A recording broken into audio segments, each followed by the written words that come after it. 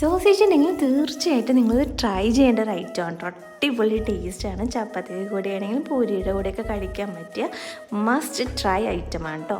ആദ്യം വരുന്നത് ആ സോസേജ് ഇതുപോലെ കീറിയതിലേക്ക് കുറച്ച് മുളക് പൊടി, കുരുമുളക് പൊടി, ഉപ്പും കൂടി ഇട്ടിട്ട് നന്നായിട്ടൊന്ന് ഫ്രൈ ചെയ്തെടുക്കുക. ആ സെയിം ഓയിലിൽ തന്നെ വെളുത്തുള്ളി, ഇഞ്ചി, അതേപോലെ തന്നെ ചെറിയൊരു സവാളയും കൂടി ഇട്ട ശേഷം അതിലേക്ക് എരിവിന് ആവശ്യത്തിനുള്ള പച്ചമുളക് ഇട്ടിട്ടതിന് ശേഷം നന്നായിട്ട് സോട്ട് ചെയ്യാം.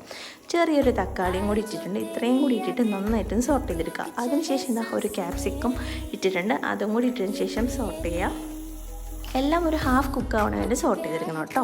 അതിനുശേഷം 2 table spoon Kashmiri chilli powder, 1 table spoon നമ്മുടെ കുരുമുളക് പൊടിയും കൂടി ഇട്ടിട്ട് നന്നായിട്ടൊന്ന് സോട്ട് ചെയ്യുക. അതിനുശേഷം 2 table spoon soya sauce, 3 table spoon tomato സോസും കൂടി ഇട്ടിട്ട് കുറച്ച് വെള്ളം കൂടി ഒഴിച്ചു കൊടുക്കുക. 1 ടേബിൾ സ്പൂൺ പഞ്ചസാരയും കൂടി ഇടുക. പിന്നെ നമ്മൾ ഫ്രൈ ചെയ്ത് വെച്ചിരിക്കുന്ന ഈ സോയാ സോസും സോസേജും കൂടി ഇടുക.